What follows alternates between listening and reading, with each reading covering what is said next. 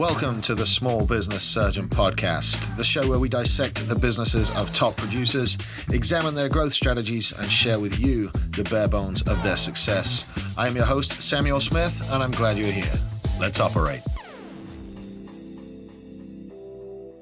Hey guys, what's up? Welcome to this week's episode of the Small Business Surgeon Podcast. Guys, I'm super excited because today's guest is an absolute icon in the $400 billion video game industry. He started out as a young gamer and evolved into one of the most influential game designers of our time, being the creative mind behind the Unreal series and the architect of Gears of War. Please welcome to the show, Cliff Bleszinski. Hey, Sam, thanks for having me, man. Cliff, dude, thank you so much for coming on the show. Man, I don't know where to start when we get a guest of your caliber, because not only do you have that level of resume in such a huge industry, you also got a best-selling memoir that was released last year, Control Freak, and you've got a lot of projects going on in the comic book industry as well now. So plug that book, dude. I want to know all about the book. I want to know all about all about the comic book. But like, I also want to go back to the beginning because you are like a hero to my kids. So when you started out, you had the nickname Nintendo Boy, and within a few years, you had appeared in the first issue of Nintendo Power, and you got the world high score on Mario, dude. How do you do that at 13? I wasn't getting any girls. The thing is, Nintendo Boy was a derogatory term back then, right? If you were a hardcore gamer, even though that was like, after the fall of the Atari 2600, Nintendo introduced the NES, the Nintendo Entertainment System, and video games blew up again. But video games became my identity, right? Yeah. And the kids, it was in middle school also, right? Middle school is hell. That's a rough age, yeah. I have a 13-year-old niece who is getting picked on right now, and I just want to fly down to Louisiana and kick all their asses, like Happy Gilmore style. Oh man, no, it was what was the Adam Sandler movie where he does dodgeball with the kids and totally fucks them up? I don't know. Anyway, I remember it. Big Daddy or something. I can't remember. It's like Big Daddy or Billy Madison was one of them too. Yeah, I think it was Billy Madison. We had to go back to school. Yeah, that's it. Anyway, pee in your pants is cool. So I loved video games. The second when I was like, God, must have been 6 or 7 years old. I was at our friend's house, and I saw Space Invaders, and to me it was just so amazing to be able to manipulate an image on a television. And then years later, I fell in love with the Nintendo, and I got picked on at school for it. And basically the way you get 9,999,950 points in Super Mario Brothers is to don't use any of the warp zones, kill every turtle and mushroom that you find, right? Get all the secrets and power-ups. And there was also a hack there where the staircase before the flag at the castle at the end of every level, if you found a turtle on that, you could jump on it and kind of just go repeat. So it's kind of like, hack the planet, man. And I got to tell that story on a late night with Jimmy Fallon, which is surreal. He's super nice. I got to do Fallon twice, for the record. Oh wow. No, they don't like brief you. They just basically like two people open the curtains and you come out like, I think I go to the right. I don't know. So what I did is I took a Polaroid of the screen. Again, this was the late 80s. And I mailed it to Nintendo because at the time I was reading the Nintendo Fun Club, right, which was their Nintendo propaganda before Nintendo Power came out. Right. And then they ultimately I think some of the copy editors got lazy, or maybe not enough kids got the high score in Super Mario Brothers, so they just reused my name from the Fun Club, and it was at the top of the list, and that was only because they did in alphabetical order. And it's started to be decades old tradition of misspelling my last name. So that was something that's why I adopted the nickname Cliffy B in the first place, because Bleszinski's Polish for a pain in the ass.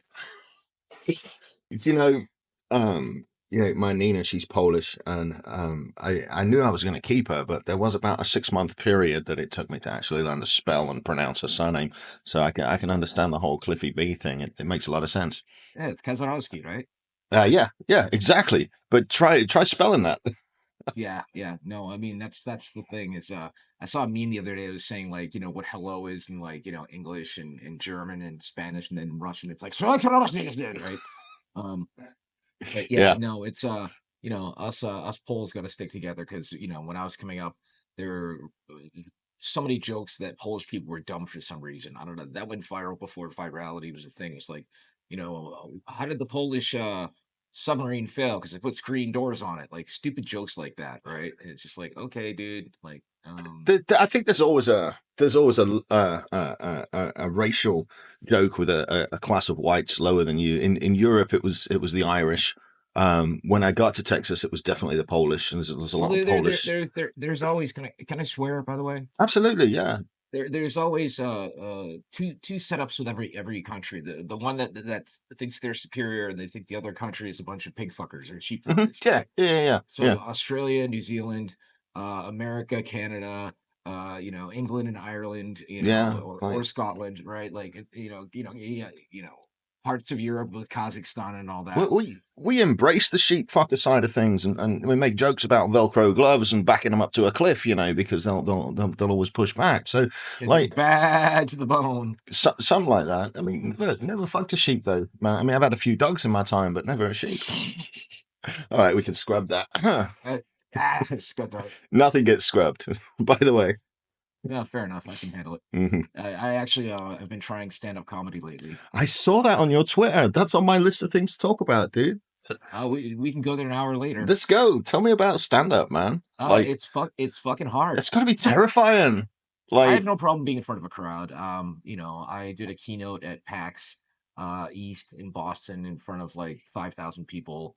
I was on stage at Grauman's Chinese Theater in Hollywood showing off the first Gears of War. In fact, I actually crave being in front of a crowd.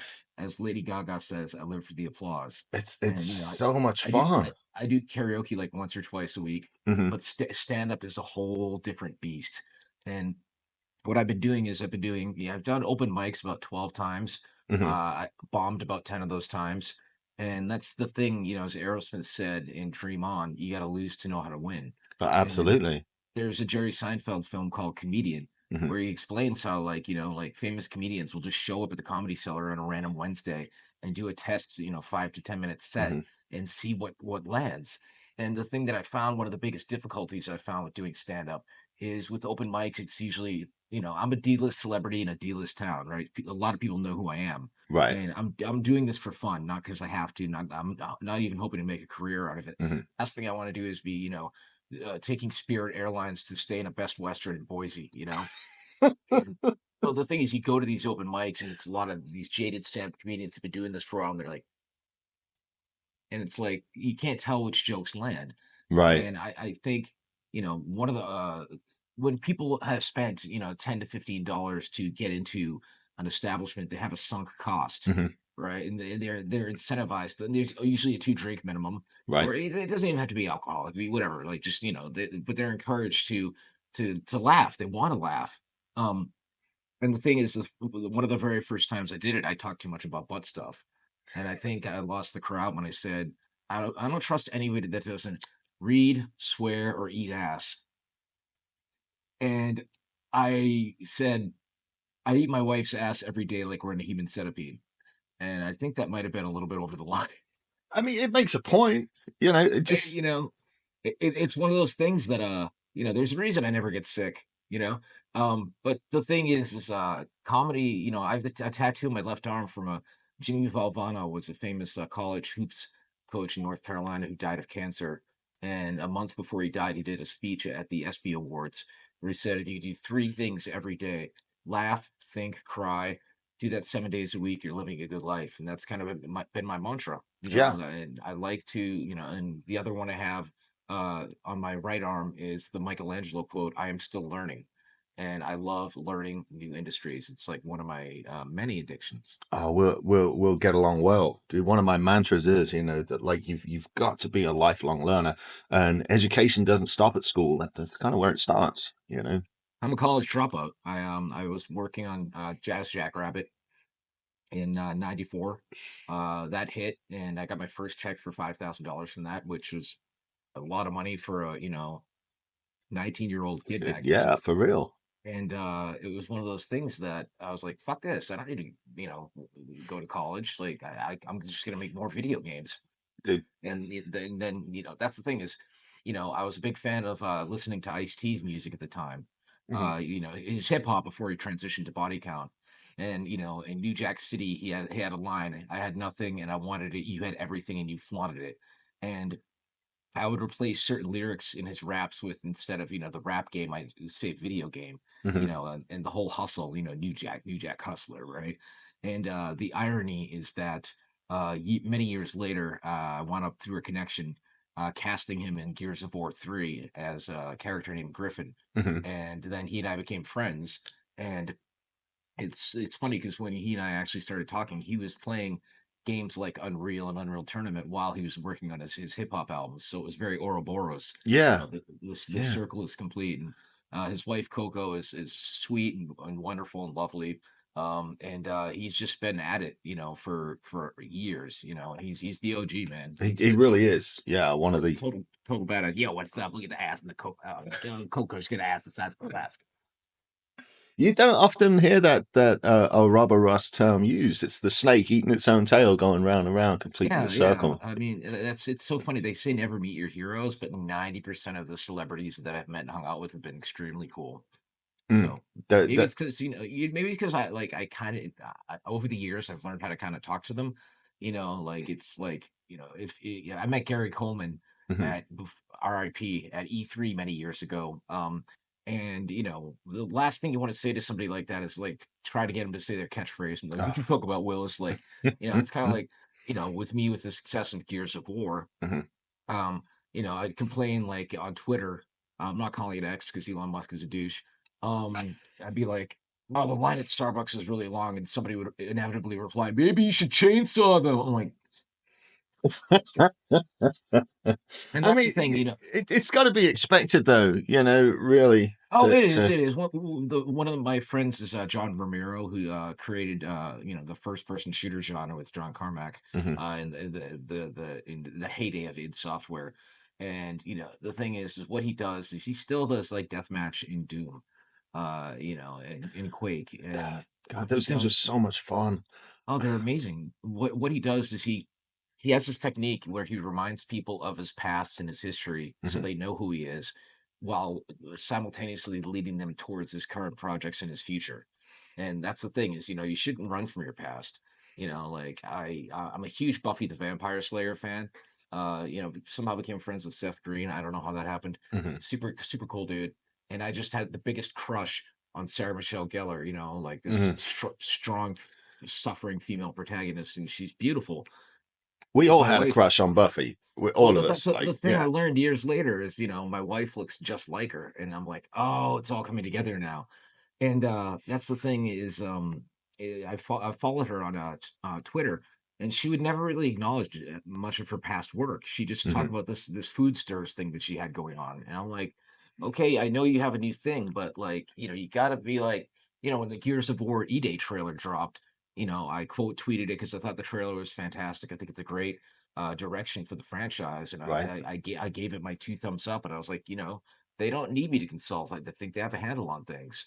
And so many people are like, co-opting Trump's, "Make America Great Again," being like, "Make Gears great again." I'm like, dude, 4 and 5 were really good games. The multiplayer was fantastic. Like, let me move on to other shit. Yeah. I have somebody prototyping a scrapper game right now. I have another entirely separate IP that I'm working on. I But have I think for one of guys the. like you, that the fun is in the project. The fun It is really it's in the it project. I need a reason to get out of bed. Mhm. Otherwise, I'll just stay in bed all freaking day long. It's in the Um, building. It's in the imagining and in the creation of something that didn't exist and bringing it to fruition. And once you've got that, it's like, well, I'm kind of ready for another chapter, eh? exactly, and that's my friend Brian Burke. He was J.J. Abrams' go-to producer Hmm. for years, all the way from Alias through Star Wars and Star Trek and Lost. And he has this phrase. I don't think he's the first person to say it, but sometimes you just will things into existence. And I don't want kids. It's Right. one of those things. I think kids are little parasitic sociopaths. But I'm ha- That's I'm that's fairly accurate. who don't appreciate until they have their own kids. Correct. And that's the thing is I'll be out with like a dad for a beer or whatnot, Hmm. and they'll do the whole like look behind them. Look, I love my kids, but if I could go back in time, I wouldn't do it. And I'm like, yeah, no, I'm scheduling that vasectomy for next week probably. Um, but I see the thing. So full circle, my thing is I see my kids as my creations and my fans. I was Yeah. at a Comic-Con a couple years ago when we were debuting Scrapper, available on Amazon.com, by the way.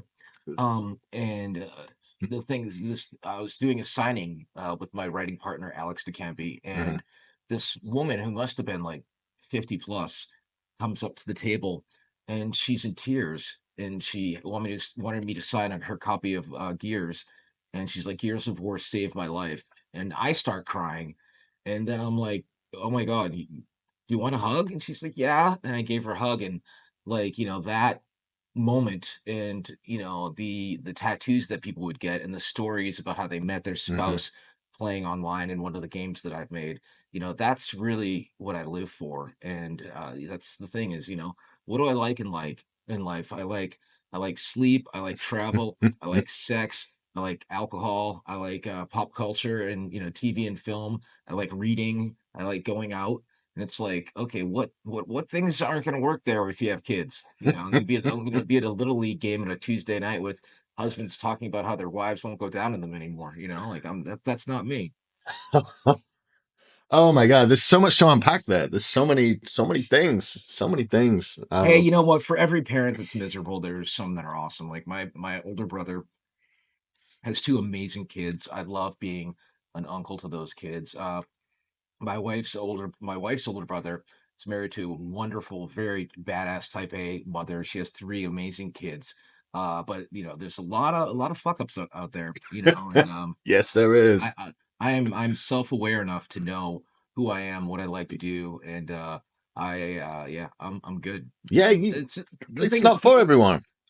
people think, my wife, she's from Louisiana, right? Hmm. And she just thinks, because so many of her friends, they graduate high school, maybe do a little college, the girls especially. Yeah. And then and the family's like, when are you gonna get married? When are you gonna get married? Hmm. And then the second you get married, when are you gonna have kids? When are you gonna have kids? It's like, not everybody has to repopulate the earth. That's not my job. My job is I'm in the business of dreams, of Right. creation. That's I'm not a religious guy. I'm actually an atheist, but I do believe that if there was a God, the best way we could honor that God would be to create. If this God was a creator, so Well, that's that kind of my yeah. philosophy. I believe there's a God, and I believe God's a creator, and I believe He made us in His image, and it's our duty to create. Like And, we and for some people, that's creating more people, and for some people, yeah. that's creating fantasies and other worlds. And some Hmm. people, like Hollywood directors or actors, and can balance both. And that's because usually they're insanely rich and they can have a full time nanny. I mean, I'm comfortable, but I'm also stingy, and I just Well, that's how you get rich, pal. yeah, I mean, Yeah. the best way to stay rich is to, be stingy. Hmm. We have two cars. I used to be a sports car guy. I used to have two Lamborghinis, Hmm. and I realized they're just a colossal waste of money because we barely drove them. Right. So the thing is, I actually have to start we have two Mercedes now. Hmm. And the thing is I actually have to start them on a regular basis because they'll just die. Because what I like to do is, we like to go out, have a couple pints. I love sitting at an Irish pub with Hmm. my book light and just reading a book. I have a sticker on the back of my phone that says "book slut," and the thing is and I love being driven. Hmm. We have a car service in town, an SUV service, and I can call them, and within an hour they'll send somebody, and they'll take us like into town. We're equidistant from downtown Raleigh and downtown Durham. We'll go to a comedy show or a Broadway musical or something like that. Um, I just enjoy a night in the town. I feel like it's date night every night with my wife, and I think that's one of the reasons both of us still look relatively young. It takes a lot of the pressure off having somebody else drive too. Like, Oh yeah, well I the thing just. is, I can get work done on my phone. I can check up on Hmm. social media. They'll leave in a light and bring a beverage into the car. They don't care. Oh wow. And it's the South, dude. And once we're in town, if you want to go from like, a pub to the restaurant or whatnot, we'll just use Uber or Lyft. It's like $15 later and we're good. Now I've got your attention. Just take a minute and pause. Imagine your business running the way it's supposed to. Your inbox is cleared, your social media posts are scheduled, leads are being called in real time, all while you're meeting for lunch with your newest client. You're free to focus on what actually matters, growing your company, closing deals, building your brand. A virtual assistant can transform how you work, and that is where I can help. If you are ready to see how a vetted, trained virtual assistant can take your business to the next level, go to followsam.live and just click on that big green button. It really is that simple. All right, thanks for listening. Back to the show. And I think cars are stupid.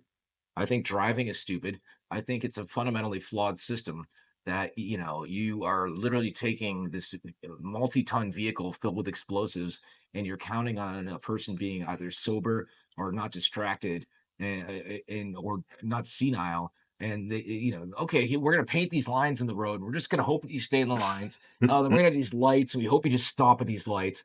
And when I had my own studio, Boss Key Productions, Mhm. I would commute myself, and every day it was a 30-minute commute. I would see, on the way home, I would see accidents, like, and people are just like, whoops. And it pisses me off when I have like millions of miles in American and Delta alone. Mhm. And people are like, oh, safe travels. I'm like, fuck you. You're more likely to die on the way to the airport. Yeah, that's true. When's the last time Yeah. you were on the tarmac and you saw two planes that were colliding and on fire? And people are like, whoa, shit happens.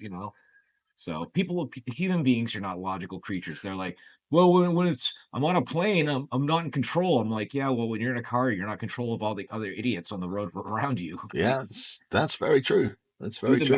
do the math, people. Anyway, I'm spinning out. So, Dude, you're totally fine. This is way more fun than the 3 pages of notes I wrote. So this is far more fun. I was hoping to get back to eating house at some point, but well, that's the joke, is that, I've made several jokes on Twitter about that. well, Um, and so now, like, my legacy isn't going to be, Gears of War, or having worked on Fortnite, Scrapper, or the Broadway shows I produced, or the restaurants that I co-own. It's going to be me talking about tossing the salad. don't know, mate. I mean, there's a lot of blurred lines in today's podcast world, and I think it's just as important to be entertaining as it is to be educational. So Oh, dude, one of yeah. my comedy bits that I like telling celebrity stories, right? Mhm. And so I'm friends with Justin Roiland from Rick and Morty. Yeah, he Okay. got he Yeah, got yeah. canceled. He got canceled, and that's a shame. And Alex Hirsch from Gravity Falls. Mhm. And for a few years at Comic Con, we would throw what we would call the Big Dumb Yacht Party, and the most random celebrities would show up. Uh, you know, uh, Machine Gun Kelly came one time. Weird Al Yankovic came. Mhm. Lin-Manuel Miranda came. The cast of Game of Thrones rolls up. I'm getting like drunk with Sansa Stark. Like, Joe Jonas too. The cast of Riverdale is crazy. But Justin's ex-fiance, Abby Maley, who wound up becoming a relatively successful adult film star, was friends at the time with Riley Reid, who, if you know who she is, guys, we all know who she is. She's like one of the most famous porn stars out there. This adorable little brunette that's like this big.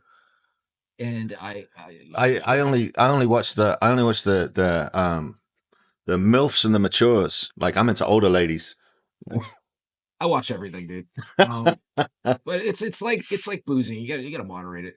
And that's the thing is, so I look at her and I don't recognize her for a second. I shake her hand. I'm like, she's like, my name's Ashley, but you might know me by my stage name, Riley Reid. And the second you shake a porn star's hand like that, every filthy thing you've ever seen them do online goes flashes flashes before your eyes. And then I realize I'm shaking this woman's hand with the very hand that I masturbated to her with.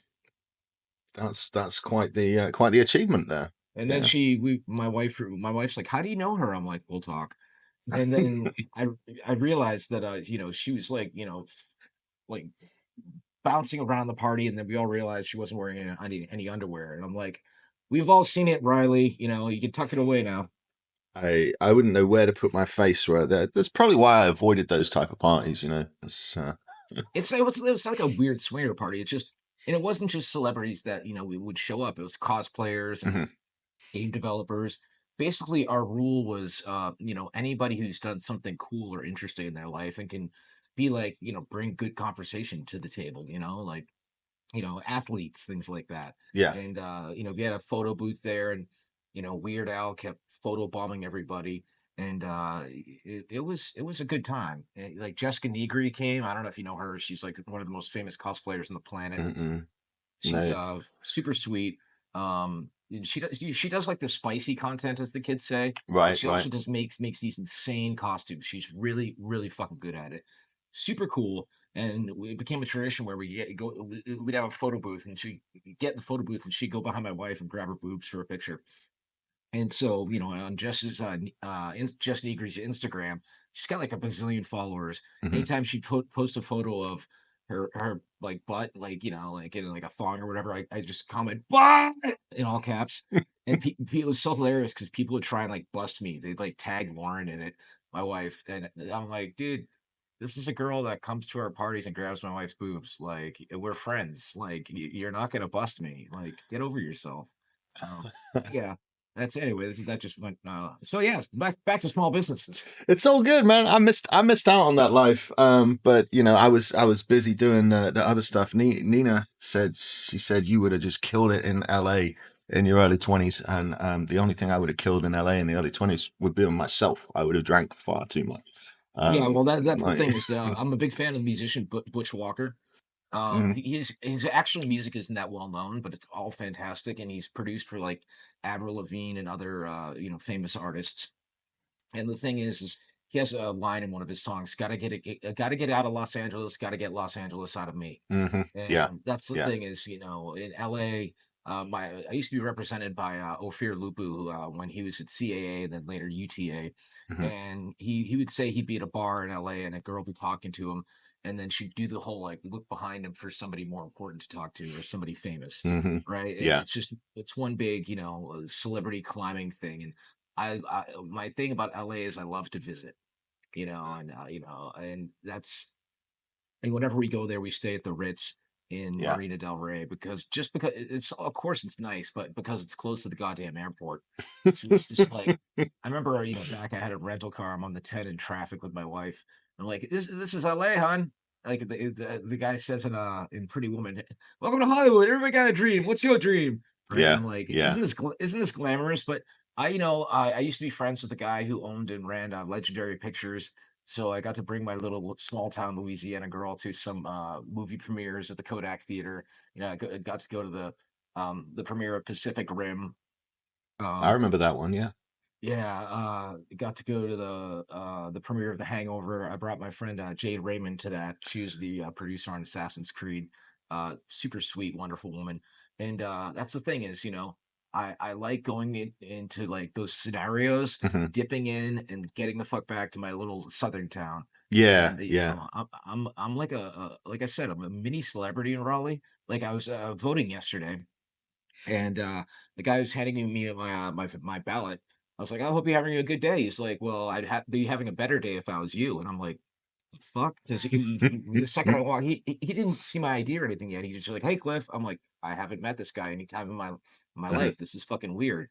And so that's the thing you have to learn though is, when you're somewhat of a public figure in a small town like this, you've done a bunch of interesting things, which I'd like to believe. Co-own a couple restaurants. People talk. Yeah, So, yeah. the missus and I like to go out, have a nice dinner, have a couple drinks, but at some point, you got to get out of Dodge because you can't be getting sloppy with anything, and that's the thing about LA. I've never done cocaine, I've never even seen it, but I know I fucking love it. Dude, I tried a fingernail full once I was in my mid 20s, and it lasted about 5 minutes. I thought I was going to die, and I've never touched the stuff again ever. I heard like it tastes like gasoline because that's like. partially how they make it. I saw a documentary on it at one point. I've been like this. I've led this sheltered life. I am to spreadsheets as you are to video games. I love being in the data, and I love I heard, and it's on one of my questions over here about running a business and putting a team together. Because when you create a game, like, it's not just you. You've got you, and then you've got the developers, and you've got the artists, and you've got the guys doing the programming, then you've got the guys doing the marketing. You've got this entire, 40, 50, 80, 100 people involved in putting these kind of projects together. And how do you have nerds get along and communicate and talk? And It's not easy. The thing is one of the possible titles for my memoir, Control Freak plug, yeah, yeah. was going to be not nerdy enough for the nerds, not cool enough for the cool kids. But later on, that wound up being one of my best assets. The fact that I could geek out with programmers about George R. R. Martin and Game of Thrones. Hmm. I could take the artists out for beers. I could take the marketing people to a titty bar. I think it's important to be versatile and be a bit of a chameleon. Yeah. And, because, taking an active interest in, the restaurant business and Broadway and, and learning how to get a publishing deal for a book and a comic book and all the various things that I've dabbled in. Yeah. Yeah. I think it keeps me, mentally relatively young. And that's the thing when it comes to video games, like, getting programmers to work with artists. It's video games are the ultimate balance of art and science. Yeah. It's one of those things like sometimes there's a guy at Epic named Shane, and he was a one-stop wrecking machine.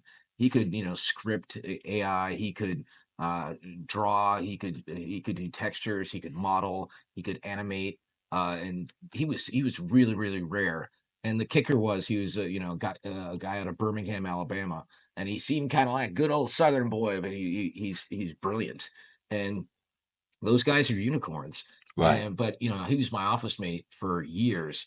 And the thing is I found that also having a little bit of charisma and being able to burst into a programmer's office like Kramer and be like, "Hey guys, what's up? What's going on?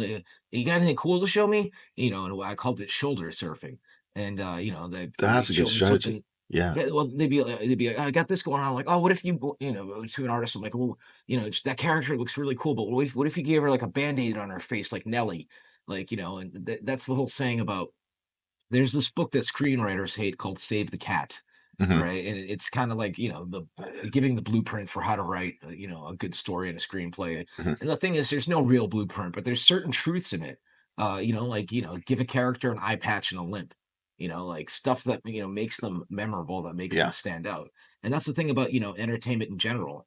I found that, I loved Fury Road. I thought it was a fantastic film.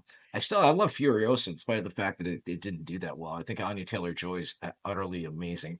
Um, I love how she's so beautiful that like so many of her movie posters are just her pretty face. Like, but the thing about Mad Max was that some people are like, yeah, I like the movie, but what was with the guy with the guitar that was shooting flames? I'm like, he was the best part of the fucking movie. It's that's the thing is, when it comes to creativity, Yeah. video games and Hollywood and TV and comics, there's this old comic where this character has like a brick that has all these flippity flops sticking off of it, right? Just random shit, right? And some corporate guy takes it, he's like, oh, this is really good. Let's shave this off, shave this off, shave this off, makes it into a plain brick, and then takes it over to the wall and says, see, now it'll fit into the wall, like Hmm. it's those unique things that often make things stand out, just like a goddamn chainsaw gun. And I saw the other day that retweeted this. Again, I'm not going to call it X. This guy made a replica of the flat cannon from Unreal Tournament. Hmm. And the thing is my rule when we were doing the UT games were, zig when other people zag. Don't just do a regular rocket launcher. Make a rocket launcher that can load up 6 rockets or launch them as grenades. Let's Hmm. just not do a shotgun. And James Schmaltz is like, okay, he came up with the flat cannon, which is a gun just, kind of like grape shot in the Revolutionary War that would just shoot, just pieces of metal, and then you can shoot out just the shell kind of as grenade as well, and that kind of thing that wound up becoming one of the most iconic weapons from that series, and shooting spinning blades at people, doing low gravity and things like that. One of my programmers came up with Instajib. It was just one shot, one kill. Do And you the weird, think? Sorry, go on. oh yeah, yeah, go on, yeah, it's I fine. was say, do you think with the pressure that studios feel now financially to perform, and with the formulas that we know work, do you feel like there's pressure now to stick to specific scripts and not necessarily add all the things onto the brick? Do you think there's I pressure th- to produce I bricks? think we're in the day and age of less is more.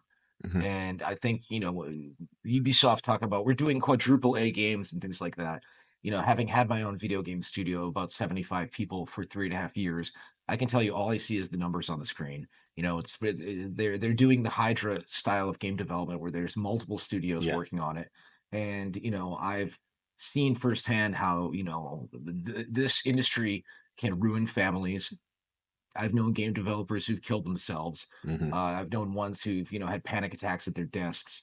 It's not like you're on an oil rig or in a coal mine, but mentally it's very taxing Oh and it's yeah. very difficult. So if I were to make another video game, it would be with a term that I use, double A. Like, and Hmm. that's the thing is, I'm a big fan of games that stylize as opposed to trying to look photorealistic or something like that. You look at the example of Randy Pitchford's successful game series Borderlands. Yeah. They were going up against id Software's graphically superior Rage, and they decided to go with this kind of cell shaded look. And Hmm. the thing is, these days, I have a PlayStation 5 upstairs. I haven't touched it. I'm just all about my Switch. And I'm Right. currently playing, the Mario game where you play as Princess Peach, and it's like starring Princess Peach or something like that, where she goes in between different like stage plays, right? And There, she there's a plays. very good chance my children have that. It's really cute. It's really fun, and I love a lot of these retro platformers these days. Yeah. I got hooked on Vampire Survivors wound up becoming a massive hit, and the graphics are like dated as hell, and you can play it with one hand. But you know what else had graphics that were dated as hell, and you can play with one hand? It was a huge success. Pong. Yeah. And so sometimes less is more. And I don't want to ever own my own video game studio again. Uh, you know, I don't Yeah. want to be a CEO of anything ever again. Heavy is the head that wears the crown. I cared for all of my employees. I was still friends with a good bunch of them. Hmm. And just the day where that studio had to be shuttered was, my dog was declining. That's my shrine to him behind me, my Australian Shepherd Teddy. Hmm. Rest in peace, Ted. And that's the thing is, my studio is declining. It got shut down. My dog couldn't walk anymore. We had to put him down, and the whole internet, YouTube culture thought it was all fucking hilarious. Yeah. And I'm like, so I took a year off from all that, and then I was just like, I've never been more motivated than when I get angry. And then, I joke that I'm like Banner. I'm always angry. It's a good fuel, man. It's a good if you can channel it properly. Anger's just as good of a fuel as anything else you'll find. Well, I mean, that was the thing about, like in being picked on in junior high. It was Hmm. literally the nerd thing, like, "Yeah, I'll show you." And then I'll never forget going. I went to my 10-year high school reunion. Hmm. I was doing decently at that point. Unreal had come out and whatnot. I was in a solid house. I was in an unhappy marriage at the time, but that's you could read about that in Control In the Freak. book. Hmm. Um, but the girl that had the big crush on in high school was checking people in, and I made sure to get like my hair done right, wear a nice suit, got all tan, and she's like, "Wow, you got hot," and I'm like, and it's petty, I know, but then the thing No, was no, when it it's the motivation, dude. well, when it came to the 20-year reunion, and like first off, they didn't get name tags, so many people are like, "Hey, Cliff, oh my god, hey," I'm like, "Who the fuck are you?" But like, Lauren just got fully like glammed up, Hmm.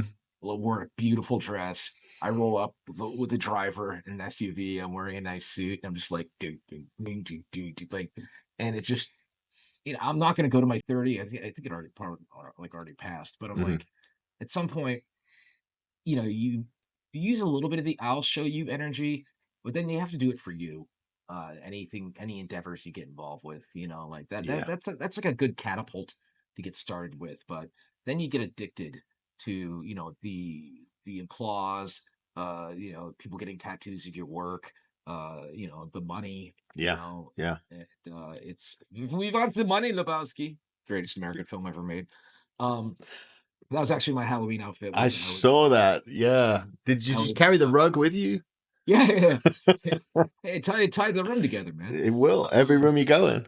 Yeah, the at least I'm hus trained. Dude, Um, I didn't get that movie the first time I watched it, and the second time I watched it, I loved it. I absolutely fell in love with it. it It gets could, funnier every and time. you see different things every time you watch it. Dude, I swear. Obviously, you're not a golfer. Um, but yeah, so usually for Halloween, I look stupid and my wife looks sexy. Hmm. Like the first Halloween we had, we went as Max from Where the Wild Things Are, Oh yeah, and yeah. and I was like regular Max, and she was sexy Max, showing off her little tummy and everything. Hmm. And years later, she was sexy Zelda and sexy, yeah, sexy Mario and Yoshi or something like that. Anyway, so this year, just like no, I'm like, we love Lebowski. We had the outfits because we went to a movie party at our local Alamo Draft House, Hmm. the movie chain that has my undying loyalty. No talking, no texting, your ass gets kicked out. Love it. Food's Yes. solid. Food is solid too. Um, but then I was like, honey, you're gonna be Walter Sobchak. And the fact that my wife, marketing, like you're about to enter a world of pain. Like she plays this, angry Vietnam vet, Yeah. obese guy, and I'm playing as That was this such a angry good Vietnam. character. Such a Oh, good dude, character. shut the fuck up, Donnie. She actually had the Folgers tin, No to put shit. Donnie's Hmm. ashes in. Yeah, it was great. But yeah, that's the thing is, like I learned years ago that whenever possible, Welcome to Intermission. So I don't run commercials on the show, but if I did, I'd remind you about our free community on School, the Clinic. A place where you can learn from me, the small business surgeon, and get direction, support, and accountability from others in the group. To create your free account, go to followsam.live and click Join the Clinic. All right, thanks for that. Back to the show. Thank you. Come again. make your life like a movie. Like Yes. I've had enough loss in my life. I lost my dad when I was 15. Hmm. I lost my nephew when he was 20 years old in a car accident. That's one of the reasons I hate cars. Hmm. And that's my mother-in-law a couple of years ago died of stage 4 lung cancer. Never smoked a day in her life. We had to go back and forth to Louisiana basically to watch her slowly decline and then die. And that was fucking rough. So fuck Yeah. cancer. So that's the thing is, carpe that goddamn DM, Yes. that's why I'm like, do one thing every day that scares you. And that's why, when it comes to trying stand-up comedy, I'm like, doing, karaoke. I'm like, I've never done this song. There's not a ton of people in here. Whenever I walk into a bar, my wife's like, oh my God, this place is packed. I'm like, time to do Mr. Brightside. Oh, I love Mr. Brightside. It gets all the white girls going. That's I played drums professionally for many, many Oh, no years. shit. Yeah, that's how I got to America. That's why I was laughing because I made it like 6 weeks in college too, and then I bounced to go do creative stuff. It's rock and roll, mate.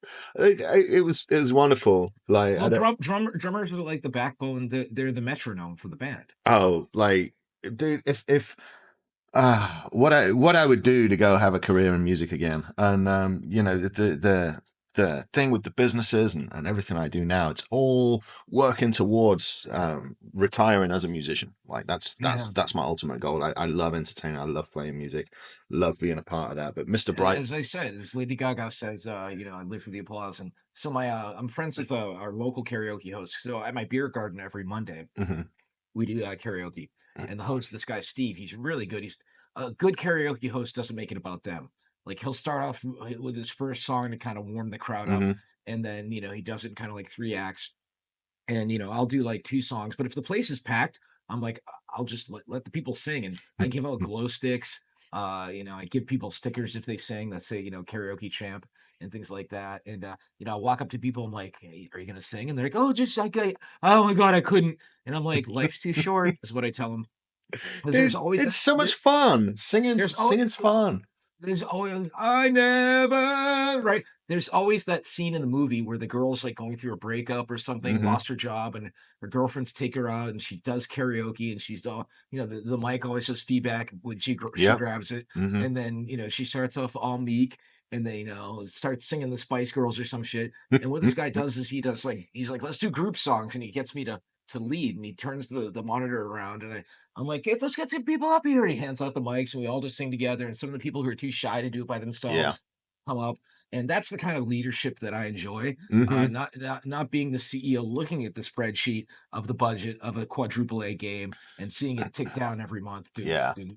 as gray hair starts to sprout on my chin. Dude, It's that's like the worst feeling is putting a startup together and putting everything and just watching the budget go down. Holy shit! I hope we... the fucking runway, man. Yes, Again, I'm just so lucky that I invested in Oculus. That was just, one of the greatest investments of my that was a entire good life. a good move for you. You got in. Yeah, I've made more money off of my Oculus investment than I did in 25 years in the video game industry. Well, And congratulations. thank you. Go Zuck. And the thing is, I one of the things about business is, I'd like to believe I know a good thing when I see it. Right. Even in my personal life with my wife and my friends and my dogs, and Broadway musicals. Hades Town, wound up winning 8 Tonys. It's in Wow. black. It's on tour.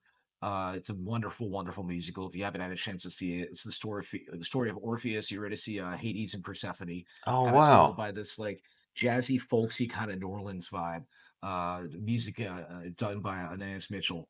dude. And I love musicals.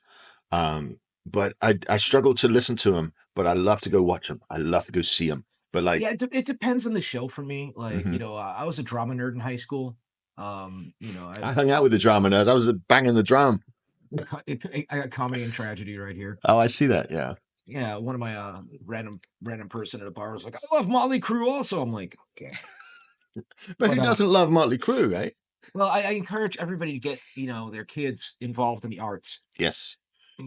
Band or drama or a choir or like that's the thing is I love football. On any given Sunday I'm watching my New Orleans Saints. I tell Hmm. people I fell in love with my wife as I fell in love with their town, New Orleans. That's where she's And from. yeah, and I Yeah. learned to love her. We do Mardi Gras every year, Hmm. and that's part of my whole like you know make your life like a movie whenever possible. Is like Yeah. Yeah. when we get a float, like, and we're in a parade, and like you have all these stupid Chinese beads, and you're coming around the corner, and there's people on bleachers just screaming for this, and you're like you make eye contact with somebody, and you turn into like a Tom Brady. You're like, "Phoom," or Drew Brees, of course. Right. And the thing is, you see in these divided times, you see people of every race, creed, color, whatever age, and they're all there together, just rooting for this, and it restores your faith in humanity. Yeah. Whereas you see so much negative news out there in this day and age, and the thing about New Orleans also is, with a little advance notice, you can throw your own walking parade anytime. No I kidding. learned about this from the comedian Hannibal Buress. If you have a chance Wow. to look it up, and basically in New Orleans, you can also get a drink to go. So Yes. you sit there, and what happens is you hire a brass band and you show up at the designated time, and there's two cops on motorcycles and a cop car in the back, and you with however many people you want. It could be you and 5 people, Wow. right? Or it could be a wedding party, Hmm. etc. And people just join your parade, and the brass band's playing. You got a drink. You're just going along. That sounds like so much fun. People are taking photos and videoing it and everything, and it's just Yeah. like, as Hannibal Buress says, "I've been walking around since 1986. This is the best walking around I've ever done." And it's like a 20 minutes into the band will, pick a final destination. Hmm. We usually go to Lafitte's blacksmith shop at the end of Bourbon, which is the oldest bar in the U.S. And they'll sit there and they'll play like one last set. They usually play when the Saints are coming in. Hmm. And like I said, life's too short. Make your life like a memory, Yeah. or Make it a movie. make it a movie. That's Create those memories. Like you won't remember the Wednesday meeting where you met with your accountant and went over your taxes, but you'll remember the time you were in a parade. You remember the time you went to a movie premiere. You remember the time you took 0G, which I got to do one time, right? dude. Don't I get me going. Don't get me going on being able to fly private sometimes. That shit uh is. Man, I remember I've been out on Bourbon Street one time in my life, and it was like a movie. It was. Yeah, you just gotta watch your back though. I mean, it's surpassed Chicago as the murder capital of the U.S. right now. Um, and the thing is when we go out there, we stay at a hotel that's not actually in the French Quarter. Mhm. And the thing is like come like 12:30, I'm like, no, I'm out of here. Um, we grab a cab, and instead of walking back, we just take a cab and give them $20. Right. Because the shootings it's usually gang on gang violence. Unfortunately, well, or fortunately, if you're not in a gang, but people get hit in the crossfire and things like that. But the thing about New Orleans, there's this Tennessee Williams quote that there's three cities in America: New York, San Francisco, and New Orleans. Everywhere else is just Cleveland. That's a good quote. It's the town just has heart and it has history, Yeah. and it's a metaphor for America with the ultimate kind of melting pot. And I lucked out, like you don't just marry somebody, you marry their family. And Hmm. all of my in-laws are just wonderful, wonderful people who are very accepting. And they also like to drink. That's definitely part of the culture down there. Yeah, Yeah, definitely. for better or worse. Well, generally for better. Like, yeah, it's I liked the time I got to spend there. So yeah, it's definitely on my list of cities to go visit again. So do you want to talk about the restaurants while we have time? Let's do it, pal. Yeah, tell me about it, because you come out of the game studio there, that Boss Key Productions. You come out of that, and now you 2018, 2019, ready for a new challenge. So yeah, Yeah, I talk. mean, the thing is so I used to live in downtown Raleigh, Hmm. and there's a condo down there, right? And when I was single, had a Lamborghini. The dating scene was just like fish in a barrel. Well, yeah, But yeah. then Miss Video Game Lauren won this competition against like 300 other girls, showed up on all the blogs, and I'm like looking like Buffy the Vampire Slayer. I'm like, that's gonna be my new girlfriend. And That's how you got it, huh? I see. I willed that into existence in a few years. We got married at the San Diego Safari Park. Had a cheetah show up, had a serval as a ring bearer. That's awesome. I hired the monkey from The Hangover to come to the rehearsal dinner and surprise her with that. Again, like a movie. Right, right. And wait, where's it going? Oh, so the restaurant. So I used to go to this Irish pub, and that's the thing is, every time we get to a new city, my wife's like, "Well, where do you want to go tonight?" Like, well, we have dinner at this place, but 2 blocks, 3 blocks over, there's an Irish pub. I love them. I think they're just cozy, and how you doing now? Would you like a Jaeger bomb? And that was the thing is my business partner. He's kind of a local legend. His name's Niall Hanley, Hmm. and he's this big burly Irishman, and he has multiple restaurants in town. He knows the business. He was pulling pints in Ireland when he was like 10, for his parents' pub. Right, right. Came to America self-made. He taught me one of the many lessons about business that I've learned over the years: is find an emerging market and ride it up. And Yes. that's how I feel about Raleigh. Raleigh's had a lot of growth in the last 10 years. And the thing about the restaurants is, most importantly, we own the land. Yeah, yeah, yeah, yeah. If you've seen Super important. if you've seen the founder with Michael Keaton about McDonald's, he Yeah, says, "I'm not in the restaurant business, I'm in the real estate business." yeah, And yeah. maybe one day we'll sell the restaurants and they can build another one of these generic 6-story, mixed use buildings. But for now, like, it's so fun to show up and see people. They put a putt-putt course in the back of the beer garden recently. The management did, and I'm like, this is kind of a dumb idea.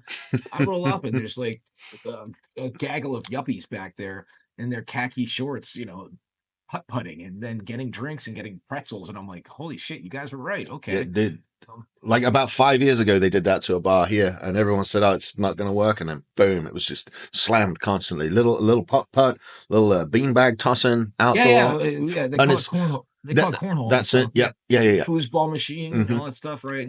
And it's almost like a mini fun park, Yeah, and the thing is we didn't advertise it that much, just word of mouth, because the beer garden smack dab in our local version of Bourbon Street, right? right, right. And on Thursday, Friday, Saturday, the street is just a shit show in a good way. That's also one of those ones. Come 12:30, I'm like, car. Um, Besides, at the Yeah, end of the day, I love going out with the missus, but I love, sitting at home with her and watching a good show or a good movie. And, we rub each other's feet every night. We're corny like that. I And, love it. I sit there with our dogs. I got my mini Australian Shepherd mix on the Hmm. left, and I have my Pomsky on my right, and she just sits like an old man on a lazy boy, and I feel her breathing with my hand in her chest. I'm just so happy to know that she's happy, healthy, and alive, and she's my little loof, and I fucking love her. I love both of them, but It's a good life having dogs, mate. oh, dude, I just it's one of those things that did I tell you the history of Scrapper? No, we've not touched on So Scrapper. when I lost, my Australian Shepherd, Hmm. my wife found this Pomsky. And I saw the photo. It was boom, love at first sight. And she was actually in Charlotte. We're in Raleigh. Charlotte's about 2.5 hour plus Hmm. hours away. So we were going to New York City. I'm friends with Dan Weiss and David Benioff, the showrunners for Game of Thrones. Hmm. And so they were doing the final season premiere in Manhattan, right? And you could say what you want. The final season was a little bit uneven. Yeah, yeah. But the thing is, I loved that whole show. It was such a good show, and yeah, I did. well, I I've enjoyed. I get invited to the after party, and so we're hanging out with the Mountain, and then John Oliver's there, and I had invited, when I got drunk with the cast the first time at a yacht party, I saw Sophie Turner at the second after party, and she's still wearing a beautiful dress, drinking shots of tequila. She's got a handful of fries, and she's wearing the hotel slippers, and I'm like, Sophie, you came to my party at Comic Con. She goes, oh, the one with the monkey. And then she gives me a smooch in the cheek. Hmm. And then Natalie Emanuel, who is Daenerys' translator, here and I are catching up. I'm like, what are you working on? She's like, I'm working on the new Dark Crystal series, and blah blah blah. She gives me a kiss in the cheek, and I'm like, I'm a very happily married man to a very beautiful woman, but I can be like, he kissed me on the cheek. Did you ever when you got in the same room as the Mountain? Did you ever feel the need to fight him? Did you want to go test yourself against him? Dude, his hands are enormous. And he was really sweet. He was really kind, and he really is that fucking big. Yeah, yeah, Um, yeah, yeah, yeah. but yeah, the story I like to tell, I've told this in my sometimes, the thing I've learned about stand-up comedy, there's multiple types of stand-up. There's Mitch Hedberg, who I does the love whole that like, dude. oh, I saw a wino eating grapes. I said, dude, you have to wait. He does actual jokes. Well, he has one-liners, but there's Yeah. also the ranters like George Carlin, right? Hmm. Love And then that dude too. there's the classic story, narrative structure, like Dave Chappelle, and I love a good callback.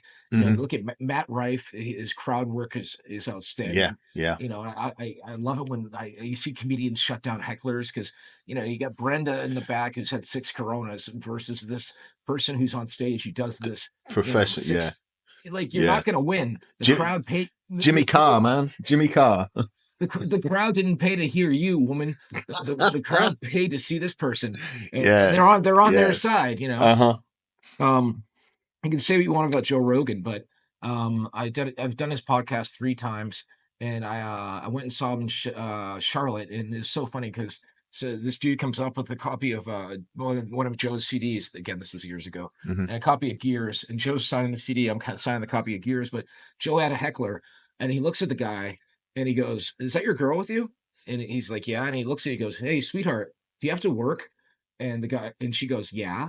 And he looks at the guy, Joe looks at the guy and says, "Watch your back, buddy." It was fucking legendary. Oh But yeah, man. stand up is it's a whole other beast, and I love getting up there, and the thing is being a drama nerd. Same thing with when I would demonstrate like Gears of War on stage at E3 or at Fallon. You're doing virtual puppetry. Hmm. And that's why you Yeah. rehearse, and then rehearse. So in the kitchen, I have a printed out list of my next set about what I'm going to talk about. And every night I'm there, and I've seen comedians go up on and they're testing out new material, and they have their little notepad, and they're like, Yeah. so airplane food, what's the deal with that? And that's the other thing I learned sometimes about business in general is Seinfeld's stand-up comedy is good. It's good for what it is, but Jay Leno like built a career based on basic bitch comedy. Like the whole idea of like, what is the deal with airplane food? Like, Seinfeld was a great show, one of the biggest of all time. Hmm. But I've learned like, when it comes to comedy, it doesn't always behoove you to be too edgy. And I think I equate it to there's a reason why Outback Steakhouse, the Cheesecake Factory, and whatnot are huge.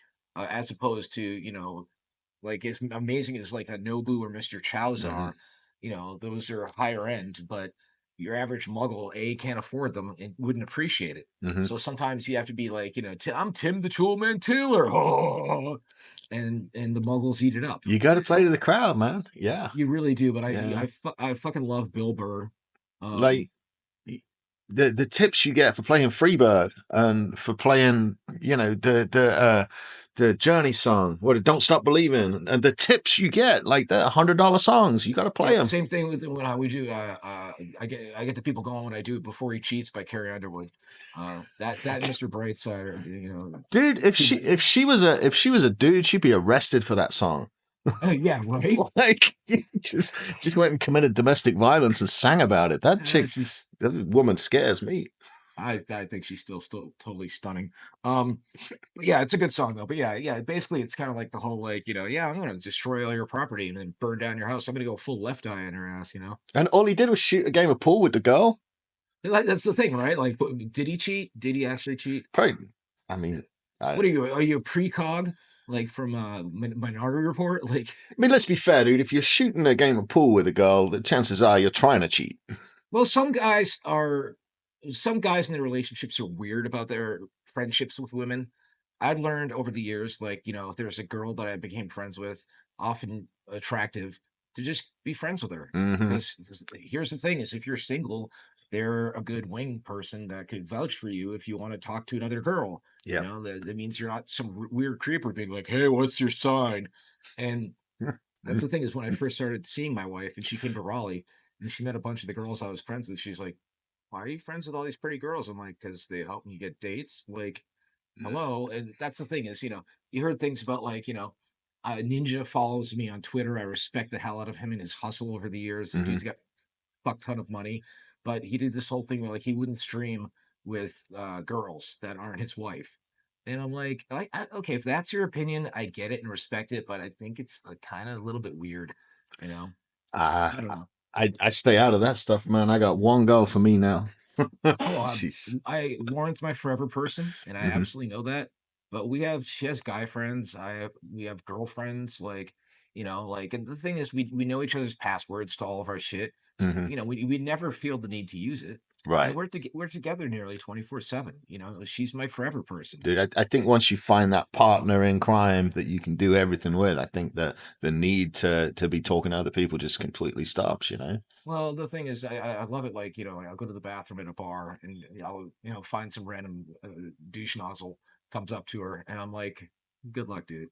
Like, what are you gonna say or do, right? Like, Well, sure, Jan. it's what I tell Nina. I said, look, if guys aren't hitting on you, then you're not hot enough to be my girl. So kind of, you know. Well, I have one of my guy friends, you know, when he's with his girlfriend, and you know, some guys, you know, because he's a handsome dude, talented artist, Hmm. some guy starts rolling on her at a bar. I'm like, dude, you should be flattered.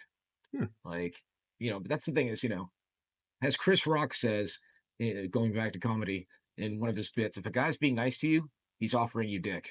Can I get you with that? How about some dick? You know, That's and probably not untrue. Yeah, never thought of it like that. Chris Rock says, you know, for a lot of guys, a man is only as faithful as his options. And you know, I got a tattoo on my arm. All my tattoos are things that mean something to me. It's not like Absolutely, yeah. I'm just gonna like I got a star, you know, like whatever. You know, the spider webs and the elbows, like okay. But the thing is you know, my brother said to me after I married Lauren at the San Diego Safari Park, he says, "How does it feel?" And I said, "Brother, for the first time since we left our childhood home, I feel like I'm finally home." And Yes. that's when I spoon her, I feel like there's a circuit that's complete. And she's Twitch streaming right now, Twitch TV / L337 Lauren. Hmm.